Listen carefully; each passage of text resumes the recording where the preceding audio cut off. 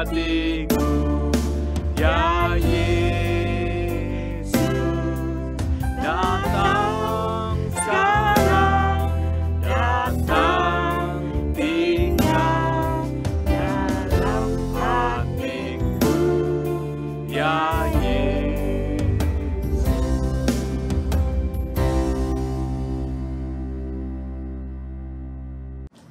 Halo, selamat pagi anak-anak. Senang sekali hari ini Lasewani bisa ketemu lagi dengan anak-anak semua untuk kita sama-sama bisa belajar firman Tuhan hari ini. Nah, sebelum kita mulai firman Tuhan, sama-sama kita berdoa dulu ya. Ayo semuanya lipat tangan, tutup mata. Ya Tuhan, Bapa kami di surga, Tuhan kami bersyukur Tuhan. Pada pagi ini Tuhan, kami anak-anak boleh duduk diam, mendengarkan firman-Mu. Ya Tuhan, kami mau belajar Tuhan, untuk benar-benar dan sungguh-sungguh dalam menjalankan firman-Mu. Kami mau juga minta pada Tuhan agar juga memimpin Lause yang akan membawakan firman. Tuhan, biarlah semua yang disampaikan ini Tuhan, boleh menjadi berkat bagi kami semua dan memimpin hidup kami Tuhan. Dalam nama Tuhan Yesus, kami sudah berdoa. Amin.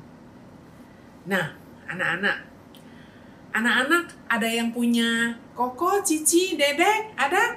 Ada yang punya? Ada ya? Ada ya? Nah, koko, cici, dedek kita itu adalah saudara-saudara kita yang selama ini tinggal serumah dengan kita, sama-sama punya papa mama yang sama. Kita suka makan bareng, pergi bareng, main bareng, ya. Dan kita juga udah tahu persis sifat, ya, kebiasaan dari saudara-saudara kita, ya anak-anak ya. Nah, bayangkan anak-anak, kalau misalnya nih suatu hari ya koko atau dedek atau cici gitu ya datang kepada anak-anak bilang begini, tahu nggak nih, aku ini sebenarnya anak raja loh. Iya, anak raja. Raja yang baik, raja yang kaya. Kayanya luar biasa. Nih, aku anaknya. Bener, aku anaknya. Terus anak-anak akan melihat kepada dia, dan kemudian anak-anak akan bingung gitu ya. Hah? Lagi ngomong apa? Bercanda kali. Susah ya? Susah percaya ya? Kenapa? Karena kita tahu itu koko cici dedek kita. Kok bisa tiba-tiba dia jadi anak raja? Dia kan anaknya papa mama, sama-sama kita dari kecil sampai besar. Kok bisa jadi tiba-tiba anak raja? Gitu ya. Nah, ini anak-anak juga sama seperti yang dialami oleh Yakobus. Ya, Yakobus adalah salah satu saudara daripada Yesus yang lahir ya setelah Yesus lahir. Ya. Nah, Yakobus ini sama, dia juga sama-sama bertumbuh besar bersama Yesus, ya. Dan Yakobus melihat semuanya anak-anak, melihat pelayanan Yesus. Tapi Yakobus ini tidak bisa percaya bahwa Yesus ini adalah anak Allah, ya. Sama sekali nggak percaya. Yakobus dan saudara-saudaranya yang lain menganggap, ini Yesus kayaknya stres nih, sibuk nih, banyak pelayanan, kecapean nih. Makanya jadi ngomongnya kok jadi begitu gitu. Bahkan dianggap gak waras anak-anak. Tahu yang gak waras ya? Udah gak tepat gitu ya yang dia omongin gitu. Jadi itu Yakobus. Sampai anak-anak, pada saat Tuhan Yesus mati dan kemudian bangkit kembali, ya, Tuhan Yesus menunjukkan diri kepada Yakobus dan juga murid-murid yang lainnya. Yakobus itu diubahkan oleh kebangkitan Tuhan Yesus dan juga kuasa Roh Kudus. Dari yang tadinya tidak percaya, Yakobus menjadi orang yang percaya anak-anak. Yakobus termasuk dalam sekelompok umat ya pada saat itu setelah kenaikan Tuhan Yesus sama-sama berdoa bersama. Sama-sama berkumpul dengan jemaat yang lain. Itu Yakobus. Dan tidak hanya itu anak-anak. Yakobus juga diubahkan. Dari tidak percaya menjadi percaya dan menjadi pemimpin gereja. Pemimpin gereja yang dihormati, disegani di Yerusalem. Dan Yakobus juga menulis surat Yakobus yang ada di Perjanjian Baru. Yakobus disebut oleh Paulus sebagai tiang gereja yang menyangga gereja sehingga gerejanya tetap kuat. Ya, luar biasa ya anak-anak ya. Dan ada satu lagi karya Yakobus yang luar biasa anak-anak. Yakobus memimpin sidang jemaat dan menyimpulkan dengan bijaksana bahwa orang yang non-Yahudi pun itu bisa dibenarkan oleh Allah melalui iman kepada Yesus Kristus tanpa harus menjadi orang Yahudi dulu, tanpa harus disunat. Itu Yakobus. Dan sifatnya Yakobus juga berubah. Yakobus berubah menjadi rendah hati. Tidak pernah Yakobus menyebutkan setelah dia berubah ini dan diubahkan bahwa dia adalah saudaranya Yesus. Oh, aku ini saudaranya Yesus loh, gitu. Nggak pernah ngomong begitu. Bahkan dia merendahkan diri dan menyebutkan dia adalah hamba Allah. Hamba Tuhan Yesus. Luar biasa ya anak-anak ya. Dan Yakobus ini penuh hikmat, bijaksana. Yakobus selalu menasehati umat Kristen untuk selalu hidup, tidak hanya tahu tentang, mengerti tentang firman Tuhan, tapi juga melakukannya, melakukan firman Tuhan. Itu yang Yakobus ajarkan. Nah, ya beberapa ajaran Yakobus anak-anak adalah tentang bagaimana membuat pilihan bijaksana. Apa itu pilihan bijaksana anak-anak? Anak-anak setiap hari pasti ada buat pilihannya, pilihan atau keputusan. Contoh, setiap hari, ya kan? Pakai baju yang mana? Baju seragam yang mana? Atau mau pergi sama papa, mama pakai baju yang mana? Sepatu yang mana? Makan, mau makan yang mana? Ya kan? Nah, pilihan bijaksana menurut Yakobus tidak hanya memilih baju, memilih makan, tapi pilihan bijaksana bagaimana melakukan firman Tuhan, anak-anak. Nah, contoh anak-anak. Yakobus mengatakan bahwa ya, jangan memandang muka, tapi harus mengasihi orang lain. Nah, artinya apa? Memandang muka artinya apa sih anak-anak? Nah, misalnya di sekolah, anak-anak tahu, wah yang ini nih ya, yang ini nih anak orang kaya nih. Di rumahnya ada PlayStation nih. Wah dia punya HP keren. Wah pokoknya keren deh. Rumahnya ada kolam renang nih. Wah aku maunya temennya sama yang ini aja. Terus kalau pas lagi ada acara di sekolah atau ketemu di gereja, maunya duduk sama dia aja. Terus ada lagi satu temen yang anak-anak tahu. Dia dari keluarga yang bukan sekaya anak ini gitu. Pakaiannya biasa, ya. Datang juga tidak naik mobil, biasa aja gitu. Anak-anak merasa, wah nggak mau berteman sama yang ini gitu. Nggak seru gitu.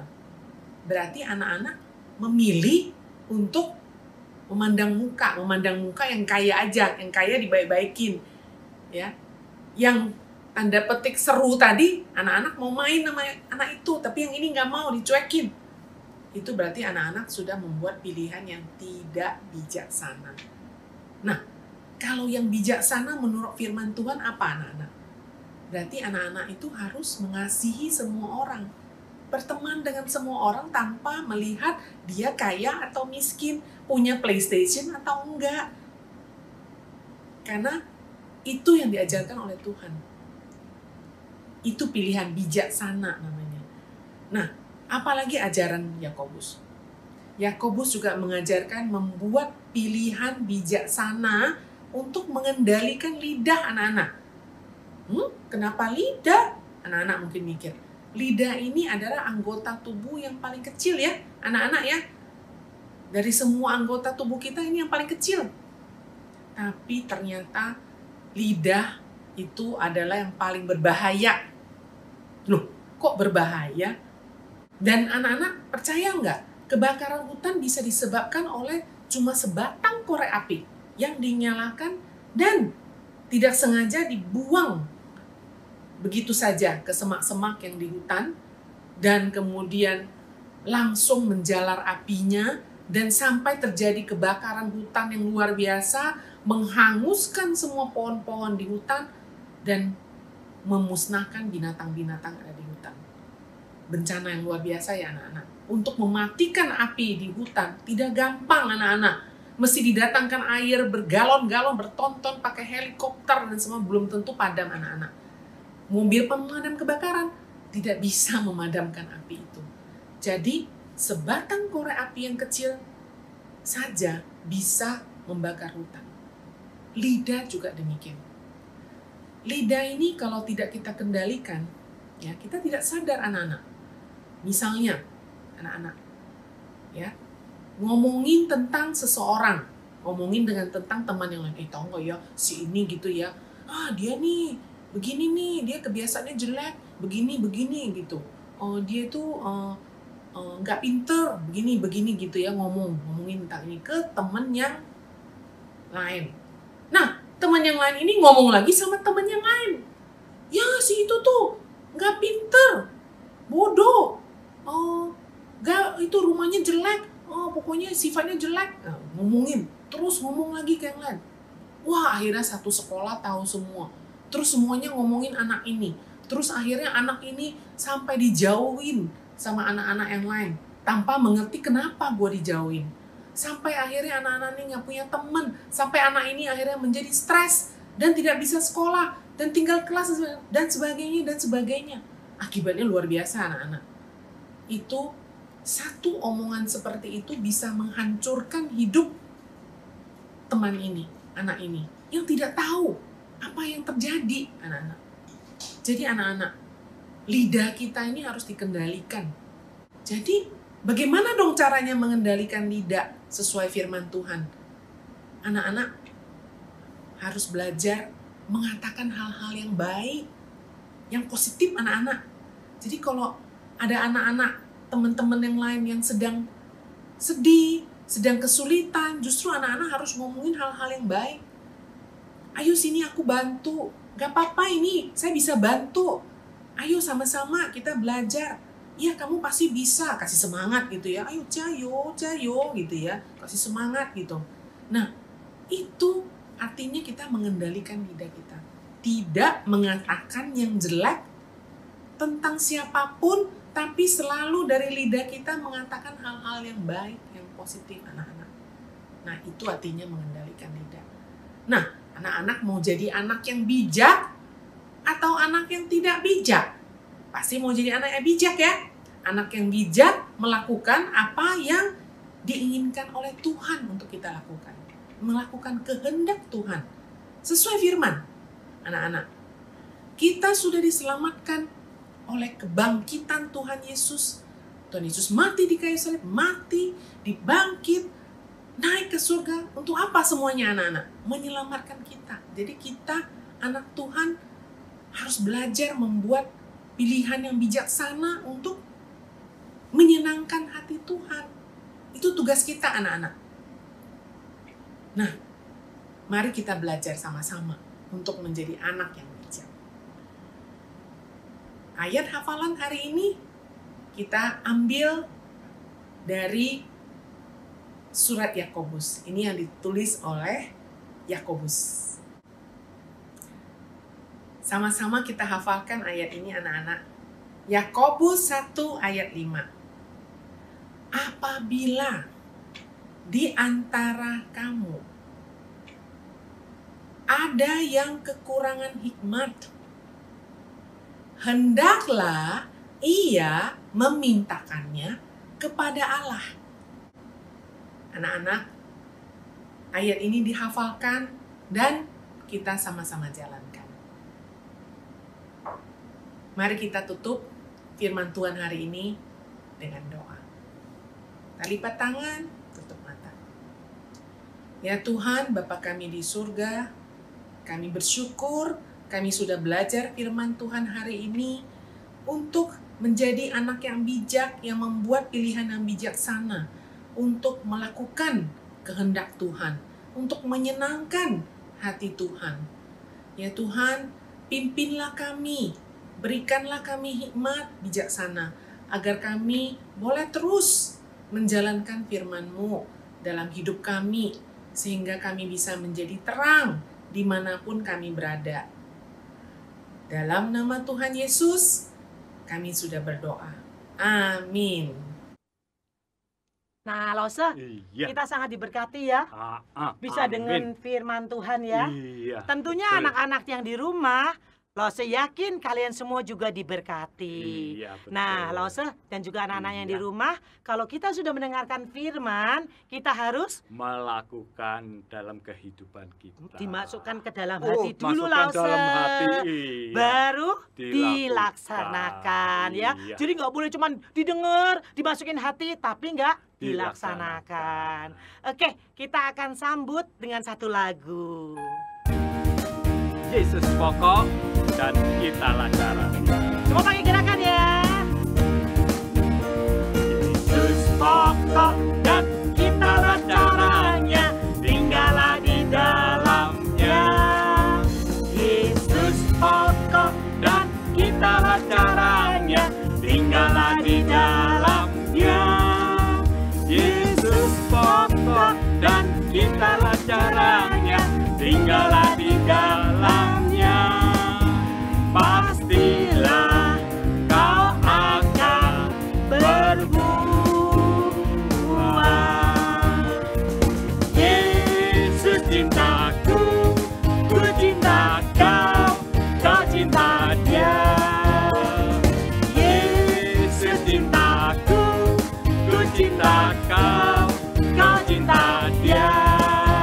Yesus pokok dan kitalah caranya, tinggallah di dalamnya. Yesus pokok dan kitalah caranya, tinggallah di dalamnya. Yesus pokok dan kitalah caranya, tinggallah di dalamnya. Pastilah kau akan berubah.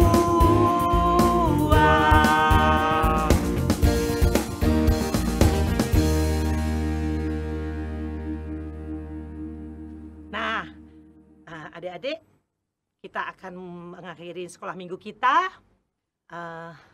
Kita semuanya bangkit berdiri. Kita akan berdoa.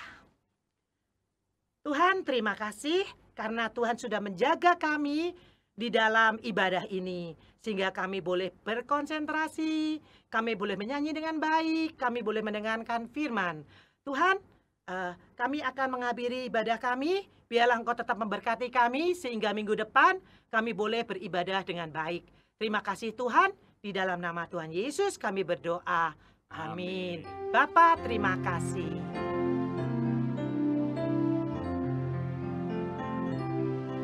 Bapa, terima kasih.